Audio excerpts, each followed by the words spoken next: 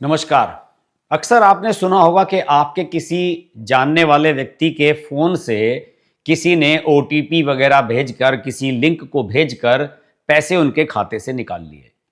इस प्रकार का साइबर क्राइम अक्सर देश में हो रहा है और एक अनुमान के मुताबिक साइबर क्राइम के माध्यम से पिछले कुछ सालों में 22,800 करोड़ रुपए से अधिक का नुकसान सरकार को हुआ है और भारतीय नागरिकों को हुआ है। बहुत सारे ऐसे प्लेटफॉर्म्स हैं जिन पर इसका दुरुपयोग किया गया है और पैसे के लेन देन में गड़बड़ी की गई है, एक तरह से पैसे की चोरी की गई है। अब इस नुकसान को कैसे रोका जाए? इस नुकसान को रोकने के लिए अब सरकार बहुत सख्ती करने वाली है। केंद्र सरकार ने यह तय किया है कि संचार साथी ऐप जो केंद्र सरकार के द्वारा जिसे कहते हैं कि आईटी विभाग के द्वारा बनाई गई है, वो हर फोन में इनबिल्ट आएगी। चाहे आपका फोन एप्पल डिवाइस हो, चाहे एंड्रॉयड बेस्ड हो, किसी भी प्रकार का फोन हो, लेकिन उसमें संचार साथी ऐप पड़ी हुई आएगी जो सिम से लॉगिन होगी। और वो सिम अगर आपके उस फोन डिवाइस में है तभी आपका फोन चल पाएगा संचार साथी ऐप के माध्यम से। सारी डिटेल्स संचार साथी ऐप में सेव्ड रहेंगी आपके सिम की, और ये ऐप इस तरीके से इनबिल्ट आएगी कि आप इसे डिलीट भी नहीं कर सकते। ये एक बहुत बड़ा बदलाव आने वाले समय में आप सब लोग देखने जा रहे हैं। हालांकि इसको लेकर अभी से विरोध शुरू हो गया है। एप्पल जैसी बड़ी बड़ी भी कंपनियां हैं जो वो ये कह रही हैं कि साहब हमारा तो जो सिक्योरिटी फीचर है, जो प्राइवेसी है, कि हम सब कुछ जो भी हमारी डिवाइस को इस्तेमाल करने वाला व्यक्ति है, हम सब कुछ उसी पर छोड़ देते हैं कि वो चाहे तो किसी से भी अपने आप को प्राइवेट रख सकता है, अपनी प्राइवेसी को जो है वो क्या कह सकते हैं कि एकदम निजता को अपनी बचा करके रख सकता है। लेकिन एप्पल को भी अब संचार साथी ऐप इनबिल्ट डालनी पड़ेगी। इस प्रकार के आदेश सरकार ने जारी किए हैं। मैंने इसके बारे में बहुत सारी मालूमात की हैं, जानकारियां की हैं, और मेरा मानना है कि ये अब जो कहते हैं ना कि पहले तो सरकार ये कहती थी, किसी चीज को लेकर के परामर्श दिया जाता था कि भाई अब आगे से ये होना चाहिए, हर आदमी को ये करना चाहिए, लेकिन अब इसको कहते हैं कमांड इन कंट्रोल, यानी कि कंट्रोल सरकार के हाथ में ही रहने वाला है। और इसे लेकर आने वाले समय में तमाम राजनीतिक दल भी मैदान में उतरने वाले हैं और हंगामा होने वाला है। देखिए, दो बड़े बदलाव होने जा रहे हैं। सभी मोबाइल हैंडसेट निर्माताओं को यह अनिवार्य कर दिया गया है कि वे संचार साथी एप्लीकेशन को डिवाइस में इनबिल्ट यानी कि प्री इंस्टॉल्ड करके दें, और यह ऐप न केवल पहले से इंस्टॉल होगा बल्कि नॉन डिलीटेबल होगा। इसको आप डिलीट भी नहीं कर सकते हैं, और यह बिल्कुल अनिवार्य रूप से आएगा। जैसे ही आप फोन चालू करेंगे, संचार साथी ऐप उसमें इनबिल्ट आपको नजर आएगी। दूसरे, व्हाट्सएप, टेलीग्राम और सिग्नल जैसी मैसेजिंग एप्स के लिए भी सख्त तकनीकी प्रोटोकॉल लागू किए जा रहे हैं। इनमें सिम बाइंडिंग की जा रही है। सिम बाइंडिंग का मतलब यह हुआ कि आप अपने मोबाइल फोन में एक बार कोई सिम डाला, उस सिम से आपने व्हाट्सएप एक्टिवेट किया और उस सिम को आप फेंक दें, उसके बाद भी वो व्हाट्सएप ऐप आपके फोन में चलती रहती थी।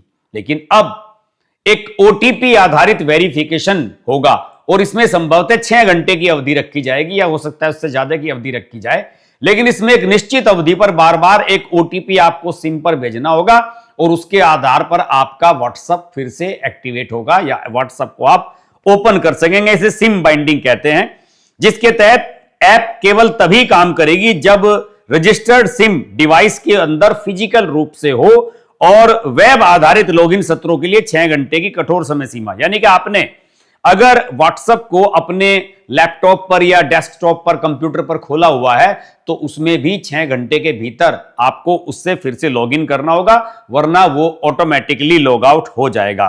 देखिए, ये आप सब जानते हैं कि पिछले दिनों काफी प्रकरण हुए डिजिटल अरेस्ट के, कि आपके पास एक लिंक आता है, कोई आपसे वीडियो कॉल के माध्यम से कहता है कि हम आईटी विभाग से बोल रहे हैं, फला विभाग से हैं, आपको डिजिटल अरेस्ट किया जा रहा है, अपनी ये डिटेल दो, वो डिटेल दो, और उसके माध्यम से धोखाधड़ी की जाती है। सरकार इस चीज से सबसे ज्यादा परेशान है। इसी की वजह से संचार साथी ऐप और ये जो इस प्रकार की मैसेजिंग एप्स हैं, इनको बार बार लॉगिन करने का जो प्रावधान है वो सरकार लेकर के आ रही है। जालसाज खुद को सीबीआई, नारकोटिक्स ब्यूरो या जो एक्साइज वाले हैं उसके अधिकारी बताकर पीड़ित को वीडियो कॉल करते हैं, दावा करते हैं कि उसके आधार कार्ड या फोन नंबर का उपयोग अवैध गतिविधियों में किया गया है और उसको डरा धमकाकर उसे परेशान करते हैं।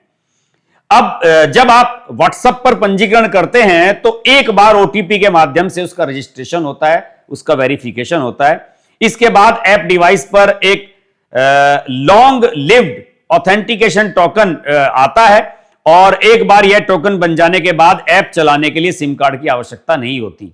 देखिए, हो गया रहा है कि जो अपराधी हैं वो फर्जी दस्तावेजों के आधार पर सिम खरीदते हैं, व्हाट्सएप अकाउंट बनाते हैं और फिर सिम को फेंक देते हैं। भले ही टेलीकॉम कंपनी उसे सिम को बंद कर दे, लेकिन व्हाट्सएप अकाउंट जो है वो वाईफाई के माध्यम से चलता रहता है। इसे जॉबी अकाउंट कहते हैं और इस नए नियम में इस जॉम्बी अकाउंट को खत्म करने के लिए यह सख्ती की जा रही है। देखिए, संचार साथी ऐप के बारे में भी जरूर बताऊंगा मैं आपको। संचार साथी कोई साधारण ऐप नहीं है, यह एक मिडिलवेयर के रूप में कार्य करता है जो नागरिकों और जो टीएसपीज हैं, दूर संचार सेवाएं देने वाली कंपनीज हैं, और जो प्रवर्तन एजेंसियां हैं, कानून प्रवर्तन एजेंसियां हैं, उनको आपस में जोड़ता है और इसके आधार पर कई प्रकार के मॉड्यूल तय किए जाते हैं। जैसे इसमें IMEI जो होता है, हर सिम का नंबर होता है, उसको ब्लॉक करने की और ट्रेसिंग करने की जो फोन का CER नंबर होता है उसको ट्रैक करने की और ब्लॉक करने की फैसिलिटी इसमें होगी। और यह मॉड्यूल सभी भारतीय दूरसंचार ऑपरेटरों के नेटवर्क में खोए हुए या चोरी हुए डिवाइसों के माध्यम से यह ब्लॉक करने का काम करता है। इसी प्रकार प्री इंस्टॉल्ड जो डायरेक्शंस हैं इसके बारे में, जो संचार साथी के बारे में आने वाली है, सभी नई स्मार्टफोन्स में संचार साथी ऐप फैक्ट्री स्तर पर इंस्टॉल होगा। इस सिस्टम को पार्टीशन में इंस्टॉल किया जाना चाहिए ताकि उपयोगकर्ता इसे अनइंस्टॉल न कर सके। यह इसे ब्लॉटवेयर की श्रेणी में ला खड़ा करता है, लेकिन सरकार इसे सुरक्षा फीचर मान रही है।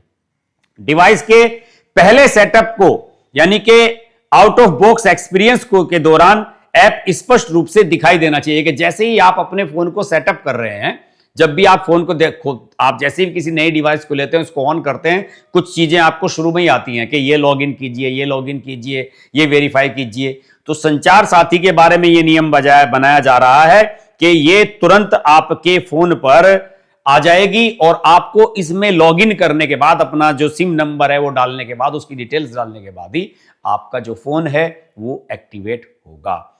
अब इसे लेकर के बहुत सारे हल्ला गुल्ला मचने के प्रावधान बन रहे हैं। देखिए, वैसे इसे लेकर बहुत सारे चैलेंजेस भी हैं।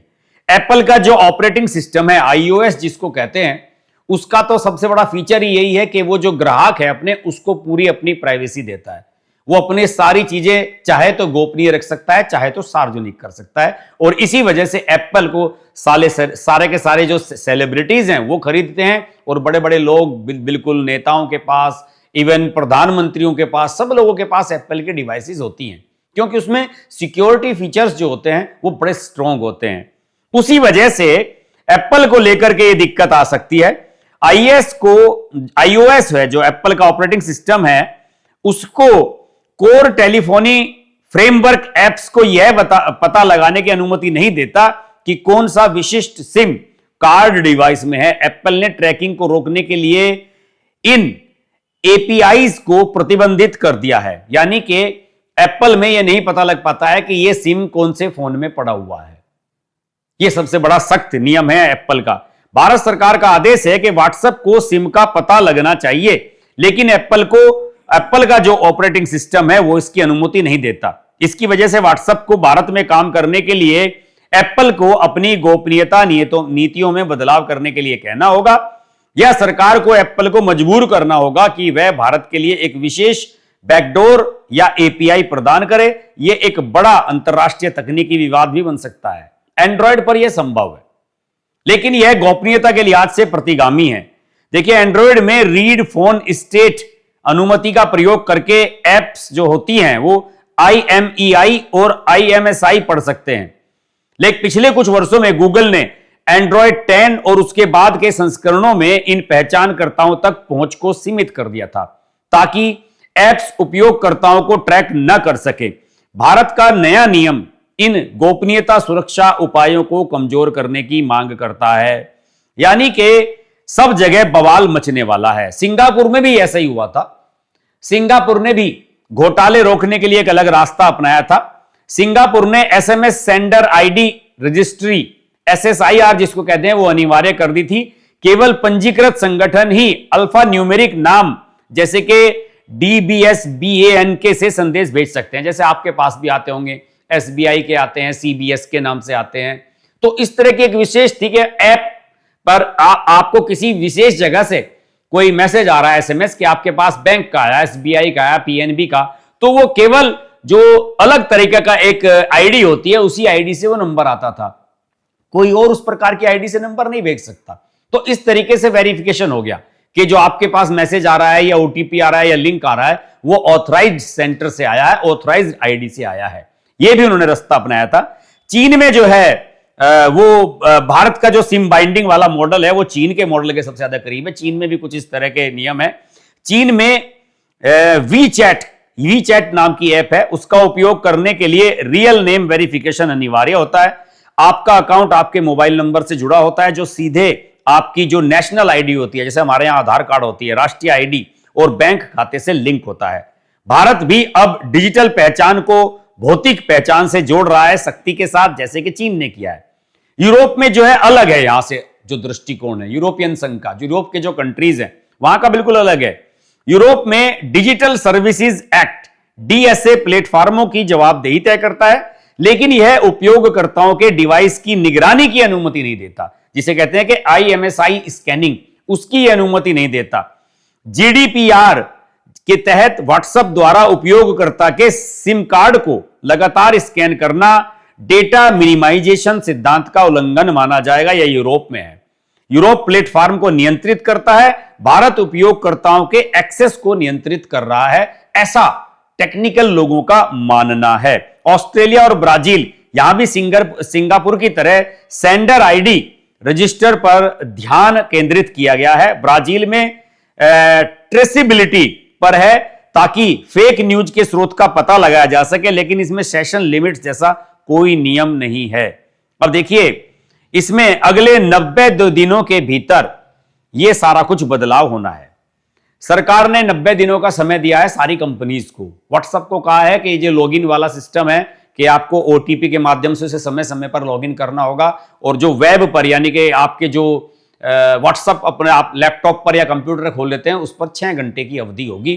तो ये सब है तो चीजें बढ़िया ही, सुरक्षा के लिहाज से भी बढ़िया है, आपकी सिक्योरिटी के हिसाब से भी बढ़िया है, लेकिन इसमें कोई शक नहीं है कि इस प्रकार के एप्स को जो कंट्रोल अगर आप करेंगे, जैसे कि संचार साथी वाली है, उससे तो किसी की भी प्राइवेसी नहीं रह जाएगी। किसी के भी बारे में आप मालूम कर सकते हैं, या सरकार के पास ये जानकारी होगी वो कहां बैठा हुआ है, किससे बात कर रहा है। हो सकता है आने वाले समय में इसमें इस तरह की भी डिटेल्स आ जाएं कि भाई हम आपकी बात सुन भी सकते हैं। जब आपका नेट ऑन होगा हो सकता है कि आपकी ऐप में वो आवाज भी रिकॉर्ड कर ली जाए।